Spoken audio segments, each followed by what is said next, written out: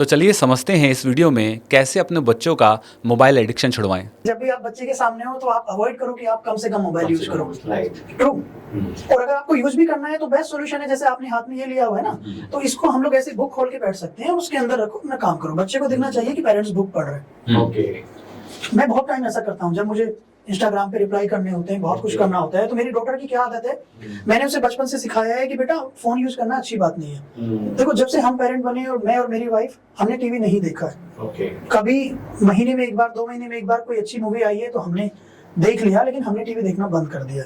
हमने बच्चे को बोला है कि टीवी देखना अच्छी आदत नहीं है, उसके ब्रेन में चला गया। लेकिन अब वो अच्छी आदत नहीं है तो वो उसके लिए अच्छी आदत नहीं है, वो हमारे लिए भी अच्छी आदत नहीं है। अगर हम कभी टीवी देखते हैं तो वो आके बोलती है पापा टीवी देखना अच्छी बात नहीं है, वो खुद बंद कर देती है। तो मैं उससे क्या बोलता हूँ, आई एम सॉरी बेटा, मैं आगे से नहीं करूंगा, गलती हो गई। तो बच्चे के ब्रेन को मैसेज गया कि हाँ मैं सही हूँ, टीवी देखना अच्छी बात नहीं है, पापा ने इसके लिए सॉरी बोला। तो एक तो ये एज हो गई जहां पर उसको ये सिखाया जा सकता है, लेकिन एक एज है जहां पर बात निकल चुकी है, मतलब अब आदत लग गई है मोबाइल की। तो ये कैसे छुड़ाएं? मोबाइल की और टीवी की दोनों की आदत लग चुकी है, बिना मोबाइल के खाना नहीं खाते। बिल्कुल। खाना तभी जाएगा जब मोबाइल चलेगा।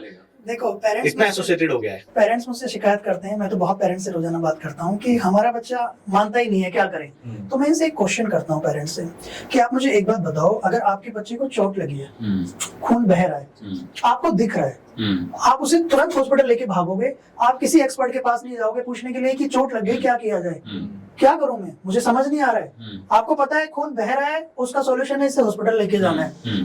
ठीक उसी तरीके से जब हमारा बच्चा मोबाइल देख रहा है तो आपको पता ही नहीं है कि उसके ब्रेन को कितना डैमेज हो रहा है। अगर आपको इस चीज का एहसास हो जाए कि उसका ब्रेन कितना डैमेज हो रहा है, तो आप एज ए पेरेंट जो चाहे वो कर सकते हो। सबसे पहले आपको अपना माइंडसेट चेंज करना है। अभी आपका माइंडसेट है कि मेरा बच्चा मानता ही नहीं है, मैं कुछ भी कर लूं वो मेरी बात सुनता ही नहीं है, तो आप खुद ही अपने माइंडसेट से अपने आप को हराने के लिए तैयार हो। आज से आपको अपना माइंडसेट चेंज करना होगा कि मुझे मेरे बच्चे को बिना मोबाइल के खाना खिलाना है और ये मैं करके रहूंगा या रहूंगी। जिस दिन आपका माइंडसेट चेंज हो गया, 90% काम खत्म हो गया। उसके बाद कोई तरीका अगर आप बता सकते हैं? तरीका मैं बताऊंगा। तो सबसे पहले जरूरी ये है कि सारा दोष बच्चे के ऊपर ना डालें, अपने माइंडसेट पे काम करें कि हाँ मैं ये कर सकता हूँ एज ए पेरेंट और ये मैं करके रहूंगा।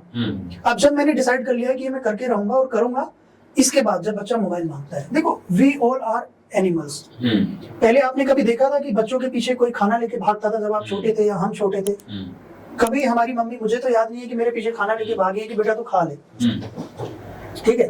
लेकिन अभी क्या है कि मदर्स को, मतलब पेरेंट्स को, क्योंकि बच्चे फैमिली में एक आधा होते हैं, बहुत प्यार मिलता है, तो वो थोड़ी देर के लिए भी ना उन्हें भूखा नहीं रखना चाहते। तो अगर बच्चा नहीं खा रहा है, मना कर दो, ओके कोई बात नहीं, जबरदस्ती खिलाने में लगे। यही। और अगर हम जबरदस्ती बच्चे को खिलाते हैं तो उससे नेगेटिव एसोसिएशन जाता है। जबरदस्ती नहीं खिलाना है। अगर बच्चा नहीं खा रहा है, कुछ मत बोलो। कुछ मदर ऐसी होती हैं कि पिटाई करो उसकी, और इनफैक्ट डराकर भी खिलाया जा रहा है आजकल। तो आजकल ऐसा होता है कि भूख आ जाएगा, ये आ जाएगा, वो आ जाएगा, ले जाएगा तेरे को। डराने के ऊपर भी मैं बताऊंगा, मुझे बाद में याद दिलाना। जस्ट 2 दिन पहले ही मुझे किसी ने एक्सपीरियंस शेयर किया था और मैंने पहले भी इसके बारे में बात किया था। अभी फिलहाल हम इस बारे में बात कर लेते हैं कि अगर बच्चा नहीं खा रहा है, कोई बात नहीं, आप उसे डांटो मत, उसके ऊपर बात मत करो, कोई बात नहीं बेटा आप पानी पी लो, नहीं माने मत खाओ, मोबाइल आपको नहीं मिलेगा। बच्चा रोएगा क्योंकि उसका पैटर्न बन चुका है।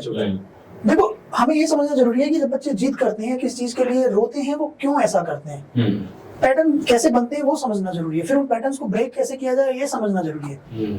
जब बच्चे ने सबसे पहली बार किसी चीज के लिए जिद की, वो 5 मिनट रोया या 2 मिनट रोया, हमने उसको वो चीज दे दी। अब बच्चे के ब्रेन को मैसेज गया कि अगर मैं ऐसा करूंगा तो मेरी बात मान ली जाएगी, पॉजिटिव एसोसिएशन ऐड हो गया। ब्रेन में जो पैटर्न बना उससे पॉजिटिव एसोसिएशन ऐड हो गया। नेक्स्ट टाइम फिर से वो रोया, पहली बार 5 मिनट में गिव अप करने वाला था, हमने 4 मिनट में बात मान ली। लेकिन जैसी पॉजिटिव एसोसिएशन हुआ, इस बार वो 50 मिनट रोने के लिए तैयार है क्योंकि उसे पता है कि मैं ऐसा करूंगा तो मेरी बात मान ली जाएगी। अब हमें लग रहा है एज ए पेरेंट की यार इसको 10 मिनट हो गए, इसको 15 मिनट हो गए, रोए जा रहा है, क्या करें? हमने उसकी बात मान ली। नेक्स्ट टाइम वो 200 मिनट रोने के लिए तैयार है, फिर से पॉजिटिव एसोसिएशन ऐड हो गया। ब्रेन के पैटर्न तो ऐसे ही स्ट्रॉन्ग होते चले जाते हैं। जितनी बार पॉजिटिव एसोसिएशन ऐड होगा और स्ट्रॉन्ग होगा, पॉजिटिव एसोसिएशन ऐड होगा और स्ट्रॉन्ग होगा। अब बच्चा जिद्दी बन गया, अब नहीं मानने वाला, क्योंकि उसके ब्रेन को मैसेज क्लियर है कि मैं ऐसा करूंगा तो मेरी बात मानी जाने वाली है। अब इस पैटर्न को ब्रेक कैसे करें, क्योंकि हमें पता नहीं था। अब पेरेंट्स की भी गलती नहीं है, पता नहीं था तो बन गया तो बन गया, आपसे ब्रेक कैसे करें? अब जैसे ये पैटर्न बना है, सिर्फ इसी तरीके से दूसरा पैटर्न बनाना पड़ेगा, क्योंकि पैटर्न तो ब्रेक होगा नहीं। पैटर्न जो बन गया, और दूसरे पैटर्न को और ज्यादा स्ट्रॉन्ग बनाना है, यानी कि सेफ सिचुएशन में दूसरा वाला पैटर्न फायर हो, ना कि पहले वाला। अब कैसे बनेगा? अब मान लो बच्चे का पैटर्न बहुत ज्यादा स्ट्रॉन्ग है, वो 2 घंटे भी रो सकता है, वो 3 घंटे भी रो सकता है, 4 घंटे भी रो सकता है, पक्का रोएगा। मैं इसके बाद मैं एक एग्जांपल भी शेयर करूंगा मेरी डॉटर का, कि एग्जांपल के साथ ही स्टार्ट ही कर लेता हूँ कि पैटर्न जब स्ट्रॉन्ग हो जाता है तो उसको कैसे ब्रेक किया जाता है। फॉर एग्जांपल मेरी डॉटर का दूध छुड़वाना था हमें, ब्रेस्ट फीडिंग, तो वो मानती नहीं थी, 1.5 साल की हो चुकी थी। तो मैंने अपनी वाइफ से बोला कि आप इसके साथ सोओगे नहीं। दिन में तो वो मान लेती थी, लेकिन रात में उसको चाहिए था दूध। मैंने बोला कि अपनी वाइफ से कि आप इसके साथ नहीं सोओगे, ये मेरे साथ सोएगी, सिर्फ 5 दिन आप मुझे दे दो, छूट जाएगी इसकी आदत। अब बच्चे ने रात में रोना स्टार्ट कर दिया, 1 बज रहा है, बच्ची रोई जा रही है, 2 बज गए, 3 बज गए, 4 बज गए, वाइफ गेट पे खड़े होकर रो रही है। मैंने स्ट्रिक्टली बोला कि आपको नहीं आना है। पहले दिन 4 घंटे रोई वो, रोते रोते सो गई, उठ के फिर रोने लगी, 5 बज गए। तो उसके ब्रेन को मैसेज गया कि मैं कितना भी रो लूं मुझे नहीं मिलने वाला है।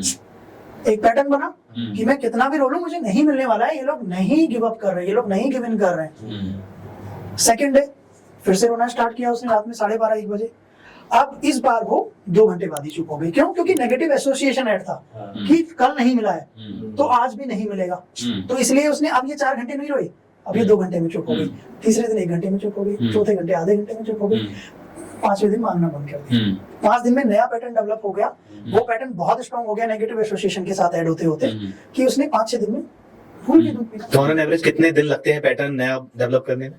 डिपेंड करता है, क्या कोई आसान भी डिपेंड तरीका है? करता है। कभी कभी 1 महीना भी क्योंकि लग जाता कहीं है। देखो आप तो एक ट्रेनर हैं, आप तो एक कोच हैं, तो आप मेंटली इतने स्ट्रांग हैं कि आप वो 4 घंटे का मदर का और अपने बच्चे का रोना देख सकते हैं। लेकिन मैं ऐसा मानता हूँ कि 99% लोग ना यहाँ पर पिघल जाते हैं, और यहाँ पर कहीं ना कहीं वो एक सॉफ्ट कॉर्नर जो होता है वो 4 घंटे तो छोड़ो, आधे घंटे की अगर वो जब मेरी डॉटर रो रही थी तो मैंने उसे गले से लगाया हुआ था, मैं उसे आई लव यू बोल रहा था, मैं उसे हक कर रहा था, किस कर रहा था, और मुझे भी खराब लग रहा था। लेकिन जो जरूरी है एज ए पेरेंट, हमें कभी कभी स्ट्रॉन्ग बनना पड़ेगा।